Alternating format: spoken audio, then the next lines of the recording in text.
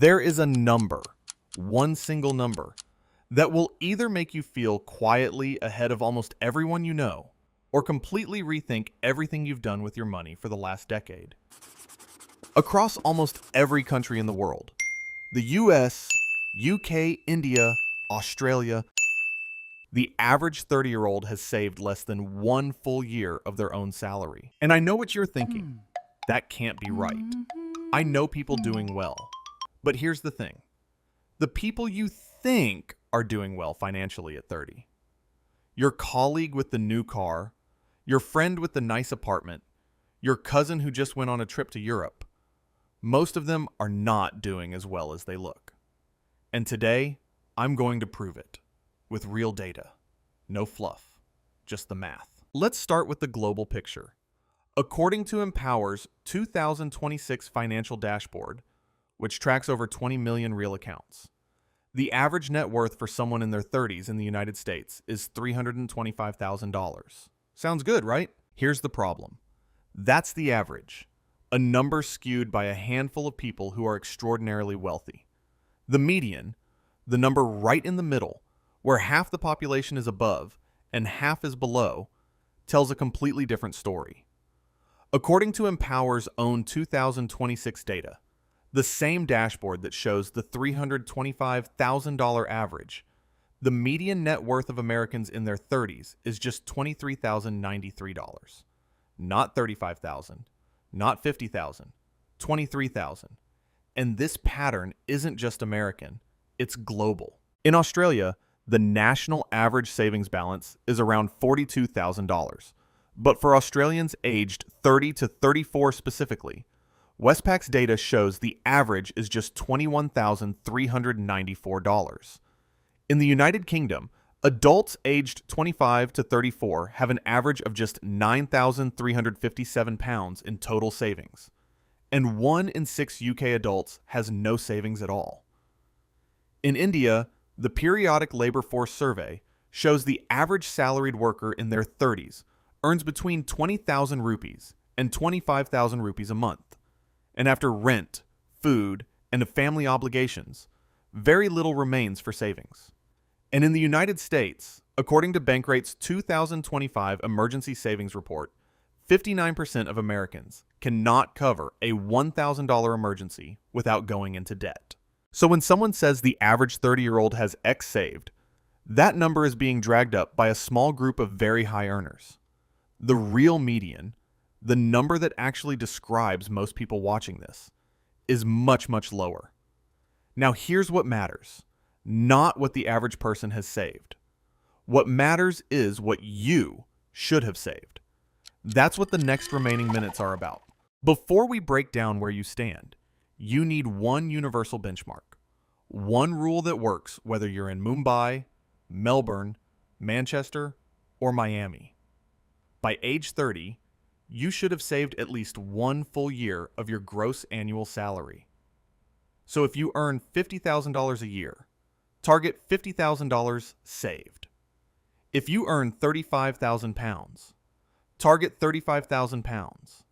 If you earn 8 lakh rupees a year, target 8 lakh rupees. Fidelity, one of the world's largest investment firms, takes it even further.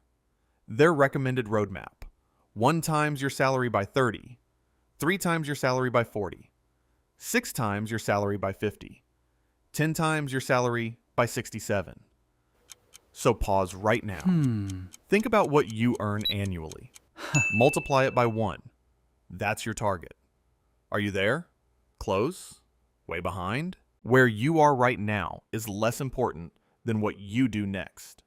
Keep watching. No matter which country you live in, no matter what currency you earn, every 30-year-old in the world falls into one of 5 financial archetypes. Let me walk through all 5. Find the one that is you. Type 1, the starting line person. This person earns at or below the median income for their country. In the US, that's around $35,000 to $40,000 a year. In the UK, around £22,000 to £26,000. In India, roughly 3 to 5 lakh rupees annually. After rent, food, transport, and basic expenses. There is almost nothing left to save.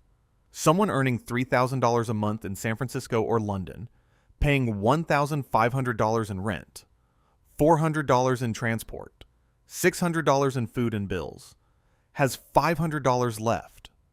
And when something unexpected always happens, a medical bill, a car repair, a family emergency, that $500 disappears.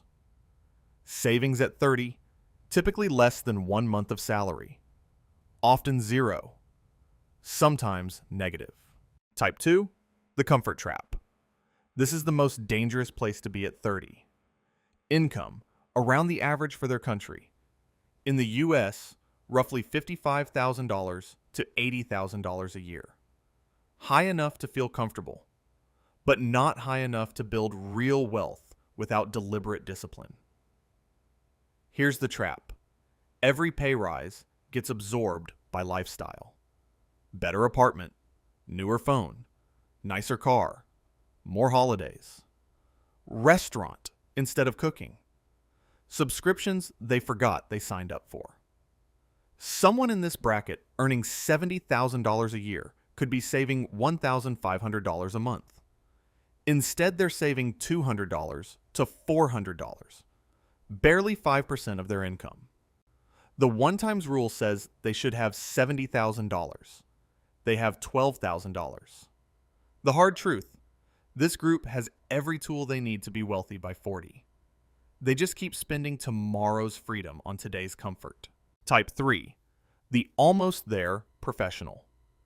This person earns well above average. In the US, $90,000 to $140,000 a year. They are contributing to their retirement account. They have index funds. They have an emergency fund. They are not living paycheck to paycheck. But many in this group are still behind the one-times benchmark at 30 for one specific reason. They only started earning this salary recently. They spent their early 20s earning average salaries. They got their breakthrough role at 27 or 28. Their savings clock effectively started late. And the first 2 or 3 years of higher earnings went toward paying off student loans, building an emergency fund, and rewarding themselves for finally making it. Savings at 30, typically 40% to 100% of the one-times benchmark. The opportunity here is massive because someone in this bracket who fixes their savings rate in the next 12 months will look completely different financially at 35. Type 4, the high earner running fast. High income, surprisingly modest savings. Income, top 10 to 15% in their country. In the US, over $150,000 a year. In the UK, over 80,000 pounds. In India, over 40 to 50 lakh rupees. 3 forces consistently destroy savings at this income level, regardless of country. 1. The debt load is bigger. A high earner qualifies for a £600,000 or $800,000 mortgage. Monthly payments are enormous. The mortgage consumes 35 to 45% of take-home pay. 2. The social circle is expensive. Weekend trips to Paris. Restaurants where the bill is $150 a head. Watches that cost a month's salary. 3. Taxes are brutal. Someone earning $150,000 to $200,000 is losing 35 to 45% to taxes before the money even reaches their account. Savings at 30 in this group. The disciplined person has $100,000 to $200,000. The undisciplined person has a $1.2 million mortgage, a leased BMW, and $8,000 in a savings account. Type 5. The outlier. This person is genuinely ahead. Whether it's a tech employee whose RSUs vested well, someone who inherited assets, a business founder who took chips off the table, or simply a person who started investing aggressively at 22 and never stopped. This group has crossed the one-times benchmark and is pushing toward 3 times. They're not common, but they exist in every country, in every income bracket, because reaching this level is less about income and more about the decisions made in the years between 22 and 29. And the fascinating thing, many outliers at 30 do not look rich. They drive average cars. They live in modest apartments. They cook most of their meals. Their money is invisible, sitting in index funds, compounding quietly while their peers spend on things designed to look impressive. Here's the insight that changes everything. The wealth gap at 30 is not an income gap. It's a decision gap. Let me prove it. Meet Alex and Jordan. Same country, same employer, same starting salary of $55,000 a year at age 23. Same raises, same city, same 7 years of working life. At 30, Alex has $9,000 in savings. Jordan has $61,000. Same income, completely different outcome. Here's why. Decision 1. At age 23, Jordan immediately set up automatic investment of 10% of every paycheck into a low-cost index fund. Alex planned to start once things settled down. 7 years later, nothing settled down. Decision 2. Jordan took a one-bedroom, 25 minutes from the office for $900 a month, less than Alex's apartment. Over 7 years, $75,600 in saved rent.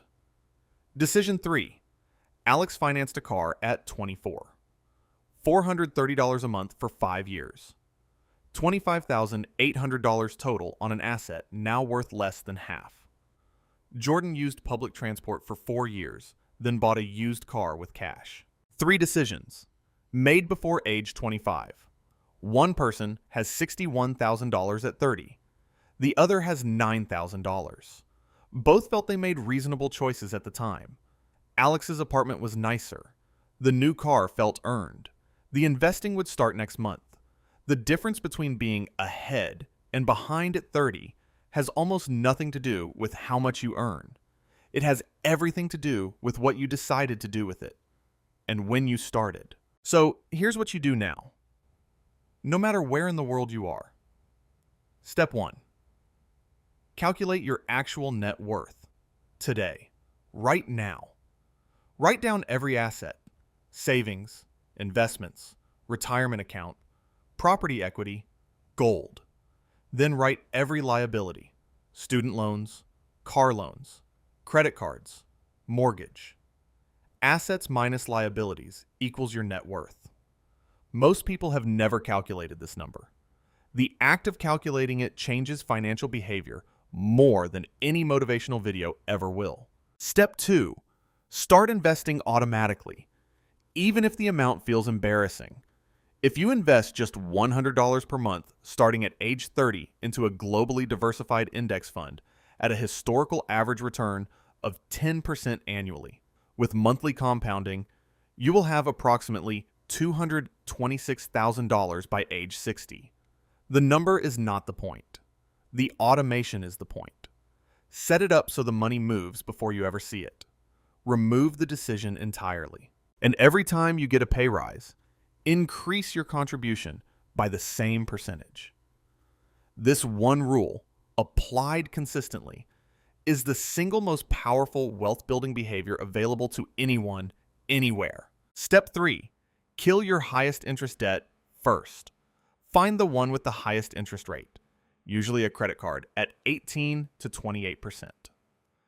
Every spare dollar, pound, or rupee goes toward that debt first. Paying off a 22% credit card is a guaranteed 22% return. Step 4. Build a 3-month emergency fund in a high-yield account. Emergency fund target, 3 to 6 months of your total monthly expenses. This fund is not an investment. It is the financial equivalent of a seatbelt. Step 5. Save 20% of income, non-negotiable. 20% off the top, automatically, before lifestyle gets its hands on it. If 20% feels impossible right now, start at 5%, then 8%, then 10%. The habit matters more than the number. At age 30, time is still firmly on your side. At the historical average nominal return of the stock market, 10% per year, A single dollar invested today becomes roughly $28 by the time you're 65. The only thing that breaks this math is waiting. So, where do you land? Put it down in the comment section. I'll see you in the next video.